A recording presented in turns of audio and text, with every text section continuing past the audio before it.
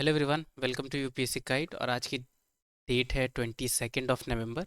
और हम देखेंगे क्या क्या इंपॉर्टेंट करंट अफेयर्स कवर्ड है द हिंदू न्यूज़पेपर में। तो चलिए हम एक एक करके देखते हैं। और अगर आपको इसकी पीडीएफ चाहिए तो यूपीएससी गाइड के ही नाम से टेलीग्राम चैनल क्रिएटेड है, आप उसे ज़रूर ज्वाइन करें। ठीक है।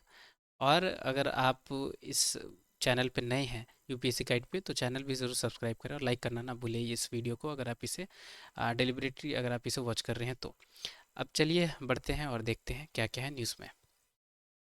तो सबसे पहले ये एक स्कीम के बारे में मेंशन की गई है, टर्नर सपना स्कीम के बारे में। वैसे ये वेस्ट बंगाल गवर्नमेंट की स्कीम है और इसमें फ्रॉड चल रही है, इसलिए ये कुछ समय से अभी न्यूज़ में थी। अभी द हिंदू में कवर्ड है, इसलिए मैं आपको बता रहा हूँ। वैसे चांसेस तो कम ही है जहाँ यूपीएससी आपसे स्टेट गवर्नमेंट की कोई स्कीम पूछे। ठीक है, फिर भी आ सकती है। रिसेंट टाइम्स में थी न्यूज़ में, ये किस चीज़ से रिलेटेड है। तो टर्नर सपना स्कीम रिलेटेड है किस चीज़ से, तो फाइनेंशियल असिस्टेंस से रिलेटेड है, जहाँ पे state government financial assistance provide करेगी स्टूडेंट्स को जो परचेस करना चाहते हैं स्मार्टफोन या टैबलेट्स। ठीक है, तो इसके लिए ये स्कीम लाई गई थी। तो ज़्यादा कुछ याद नहीं रखनी है, बस यही कि लैपटॉप और टैबलेट्स परचेस करने के लिए फाइनेंशियल असिस्टेंस गवर्नमेंट के द्वारा प्रोवाइड की जा रही है, उसी के लिए ये स्कीम कंसर्न्ड है। अब हम बढ़ेंगे आगे। अब ये एक फ्रंट पेज पे ही ये न्यूज़ कवर थी जहाँ बात की गई है क्लाइमेट फाइनेंस गोल्स के बारे में। ठीक है। और आपको पता होगा कि यूएनएफ ट्रिपल सी की अभी conference of party 29 Baku Azerbaijan में हुई है, राइट। तो वहीं पे ये न्यू कलेक्टिव क्वालिफाइड गोल्स सामने आई है। अब आपको पता होगा कि यूएनएफ ट्रिपल सी यानी United nation framework convention on climate change में इस पर्टिकुलर कन्वेंशन में ये पहले से कही गई है कि जो डेवलप कंट्रीज़ हैं वो हेल्प करेंगे डेवलपिंग कंट्रीज़ को, ताकि वो लड़ सके क्लाइमेट चेंज से। साथ साथ में जो फॉसिल फ्यूल्स यूज़ कर रही हैं कंट्रीज़, उसे कहीं ना कहीं उसकी यूजेस को कर्व कर पाएँ, कम कर पाएँ, जिसके वजह से जो ग्रीन हाउस गैसेस की इमिशन हो रही है क्लाइमेट में वो कम हो सके। और अल्टीमेटली जो ग्लोबल वार्मिंग है उससे हम लड़ सकें। तो इसलिए लाई की थी। तो कहीं न कहीं जो क्लाइमेट फाइनेंस वाली चीज़ें थी यानी डेवलपिंग कंट्रीज़, वो अच्छे से उन्हें फाइनेंस नहीं मिल पा रही है डेवलप कंट्रीज से। तो इसीलिए ये पर्टिकुलर इनिशिएटिव लेके लाई गई है कंट्रीज़ के द्वारा कॉन्फ्रेंस ऑफ पार्टी 29 में, जिसे न्यू कलेक्टिव क्वालिफाइड गोल्स के नाम से हम जानते हैं। अब ये किस चीज़ से रिलेटेड है, तो याद रखनी है क्लाइमेट फाइनेंस से ये रिलेटेड है।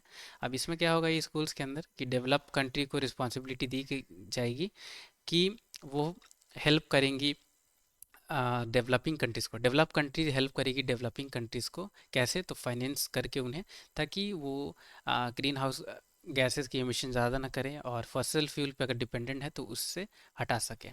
तो यूपीएससी क्या आपसे पूछेगी यही कि new collective qualified goals recently news में थी, किस चीज़ से रिलेटेड है, तो हमें पता चल गई ये क्लाइमेट फाइनेंस से रिलेटेड है। दूसरी चीज़ आपसे कैसे क्वेश्चन पूछ सकती है कि ये new collective qualified goals recent times news में थी, ये किस कौन से कन्वेंशन के द्वारा लाई गई है।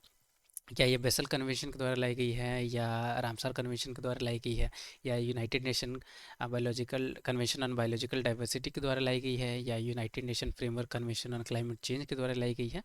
तो ऐसे क्वेश्चन फ्रेम हो सकती है, तो याद रखनी है। अब हम बढ़ेंगे आगे। अब ये पर्टिकुलर एक न्यूज़ आई है जहाँ पे इंडिया होस्ट करेगी जो इंटरनेशनल कोऑपरेटिव अलायंस है इसकी समिट को। ठीक है।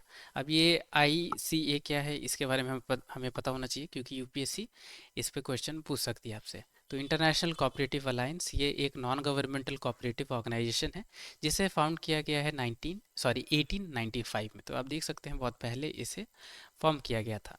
अब ये काम क्या करती है, तो यही यूनाइट रिप्रेजेंट करती है कोऑपरेटिव, जो भी कोऑपरेटिव्स हैं वर्ल्ड वाइड उसे। और इसके द्वारा रिप्रेजेंट ICA के द्वारा रिप्रेजेंट किए जाते हैं 315 कोऑपरेटिव फेडरेशन और 107 कंट्रीज़ की ऑर्गेनाइजेशन भी। हेडक्वार्टर्स कहाँ लोकेटेड है, तो ब्रुसेल्स बेल्जियम में।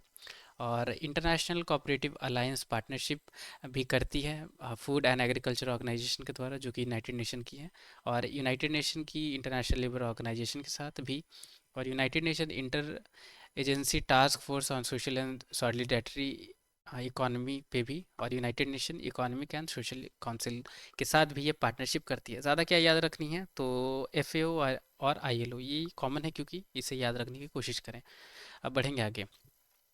अब इंटरनेशनल कोऑपरेटिव अलायंस जो है, ये पार्टिसिपेट इंगेजमेंट अपनी पार्टिसिपेशन भी रखती है G20 के साथ भी।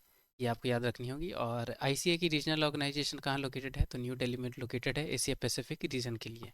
और इंडिया फाउंडिंग मेंबर है आईसीए की, ये आपको याद रखनी होगी। कैसे क्वेश्चन फ्रेम होगी, तो ये इंटर गवर्नमेंटल या नॉन गवर्नमेंटल कोऑपरेटिव ऑर्गेनाइजेशन है या नहीं है, इस पे क्वेश्चन है कि फाउंड कब की गई थी, हेडक्वार्टर्स कहाँ है, किसके साथ ये क्लोजली वर्क करती है, ये पूछी जाएगी, ठीक है। और रीजनल ऑर्गेनाइजेशन कहाँ लोकेटेड है, ये आ सकती है। और इंडिया इसकी फाउंडिंग मेंबर है या नहीं, ये पूछी जा सकती है, ठीक है। तो ये थोड़ी सी चीज़ें आपको याद रखनी होगी। अब हम बढ़ेंगे आगे। अब ये पर्टिकुलर एक आर्टिकल आई है बायलैटरल इन्वेस्टमेंट ट्रीटी के बारे में, जो कि इंडिया और यूनाइटेड अरब एमिरेट्स यानी यूएई के बीच में साइन हुई थी, राइट। तो इसके बारे में मेंशन है। ज़्यादा से ज़्यादा यूपीएससी क्या पूछेगी कि रिसेंट टाइम्स में ये न्यूज़ में देखी गई है बायलैटरल इन्वेस्टमेंट ट्रीटी, तो कौन कौन सी कंट्रीज़ के बीच में ये साइन हुई है। तो आपको याद रखनी है इंडिया और यूनाइटेड अरब एमिरेट्स के बीच में इसे साइन किया गया है। अब हम बढ़ेंगे आगे और देखेंगे और क्या चीज़ है कवर्ड। अब ये एक आर्टिकल आई है टाइगर रणथंबोर टाइगर रिजर्व के बारे में, जहाँ पे ह्यूमन और एनिमल्स के लिए स्पेस और सर्वाइवल को लेके बहुत ज़्यादा स्ट्रगल चल रही है। तो ये पर्टिकुलर टाइगर रिजर्व के बारे में हम देखेंगे।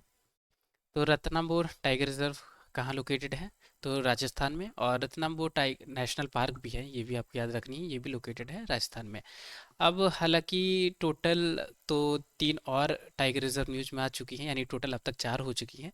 हमें चारों पता होना चाहिए। अगर आप ये वीडियो मेरी हर डेट पे देख रहे हैं, या अगर आप मेरी वीडियोस देखते हैं करंट अफेयर वाली, तो आपको ज़रूर पता होगा वो बाकी 3 कौन कौन सी टाइगर रिजर्व है, ठीक है। अगर आपको पता है तो वीडियो पॉज करके आप ज़रूर कमेंट बॉक्स में बताएं। वैसे रत्नम्बोर टाइगर रिजर्व याद रखनी है, राजस्थान में है। दूसरी जो न्यूज़ में है वो तडोबा अंधेरी टाइगर रिजर्व, ये है महाराष्ट्र में। तीसरी जो न्यूज़ में थी वो थी सिमलीपाल टाइगर रिजर्व, जो कि उड़ीसा में। और चौथी टाइगर रिजर्व जो है, जो न्यूज़ में थी, वो है बांधवगढ़ टाइगर रिजर्व, जो कि है मध्य प्रदेश में। तो मैच द फॉलोइंग में ऐसे यूपीएससी आपसे क्वेश्चन पूछ सकती है। पहले भी यूपीएससी ने पूछा हुआ है क्वेश्चन, इसलिए। और बहुत सारी टाइगर रिजर्व है इंडिया में लोकेटेड, तो हमारे लिए पॉसिबल नहीं है कि हम सारी टाइगर रिजर्व याद रखें, राइट। पर जो बेसिक है वो तो हमें मतलब बेसिक ये करने का मतलब जो करंट अफेयर्स में कवर्ड है द हिंदू में, वो तो हमें पता होना चाहिए, ठीक है। अब हम बढ़ेंगे आगे। अब ये पर्टिकुलर एक इंटरनेशनल पेज पे न्यूज़ आई है, जहाँ पे इंटरनेशनल क्रिमिनल कोर्ट ने इशू की है वारंट, जो प्राइम मिनिस्टर हैं इसराइल के और फॉर्मल जो डिफेंस मिनिस्टर्स हैं इन इस पे। क्यों, क्योंकि इन्होंने इन वॉर क्राइम्स किया है ह्यूमैनिटी के खिलाफ, इसीलिए। तो अब हम इंटरनेशनल क्रिमिनल कोर्ट के बारे में देखेंगे, ठीक है। हालांकि ये इसराइल को फ़र्क नहीं पड़ती है ये जो इशू हुई है अरेस्ट वारंट इस पे। चलिए देखते हैं हम इंटरनेशनल क्रिमिनल कोर्ट के बारे में। तो ये एक इंटर गवर्नमेंटल ऑर्गेनाइजेशन है, या आप इसे इंटरनेशनल ट्रिब्यूनल भी कह सकते हैं, ठीक है। इंटरनेशनल ट्रिब्यूनल है और इंटर गवर्नमेंटल ऑर्गेनाइजेशन है। कहाँ लोकेटेड है, तो हेग नीदरलैंड में। और ये इकलौती ऐसी परमानेंट इंटरनेशनल कोर्ट है जिसके पास जुरिस्डिक्शन है कि वो प्रोसिक्यूट कर सकती है इंडिविजुअल को, जो इंटरनेशनल क्राइम्स जैसे कि जेनोसाइड हो, या क्राइम्स ह्यूमैनिटी के अगेंस्ट हो, या वॉर क्राइम्स हो, या क्राइम ऑफ अग्रेशन, इसे प्रमोट करते हैं, राइट, या इसे अगर अटेम्प्ट करते हैं तो ये सारी चीज़ों पे वर्क करती है। और इंटरनेशनल क्रिमिनल कोर्ट आपको याद रखनी है, ये इंटरनेशनल कोर्ट ऑफ जस्टिस से बिल्कुल ही अलग है। क्योंकि इंटरनेशनल क्रिमिनल कोर्ट ये तो यूनाइटेड नेशन की एक अलग से ऑर्गन है, जो नेशंस के बीच में डिस्प्यूट्स को हियर करती है, राइट। तो दोनों अलग हैं, ये आपको डिस्टिंक्ट है, याद रखनी होगी। इस्टेब्लिश कैसे इंटरनेशनल क्रिमिनल कोर्ट को लाया गया था, इस्टेब्लिश किया गया था, तो 2002 में इसे लाया गया था मल्टीलैटरल रोम स्टैट्यूट है उसके तहत। और ये सारी मैप में आपको समझनी होगी कि कौन सी कंट्रीज इसकी पार्टी है, कौन सी कंट्री पार्टी नहीं है, ठीक है। तो ये रेड वाली आप देख सकते हैं जो जो कंट्रीज है, जैसे कि चाइना है, सऊदी अरेबिया है, राइट, इराक है, और इंडिया है, पाकिस्तान है, इंडोनेशिया है, राइट। यहाँ पे आप देख सकते हैं लाओस है। तो ये सारी कंट्रीज़ मेंबर नहीं है, ना ही इन्होंने साइन किया है इंटरनेशनल क्रिमिनल कोर्ट को, ना ही स्टेट पार्टी है, ठीक है। ये आपको याद रखनी है। इंडिया ना ही मेंबर है, ना ही स्टेट पार्टी है, ना ही साइन किया है, ना ही स्टेट पार्टी, आपको याद रखनी है।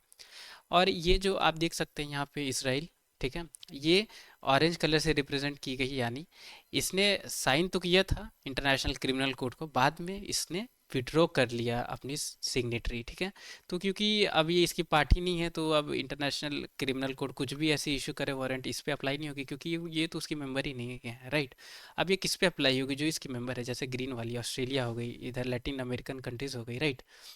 तो ये आपको ध्यान में रखना होगा। यहाँ तक कि यूनाइटेड स्टेट्स ने भी इसे साइन किया था पर इसे विड्रॉ कर लिया।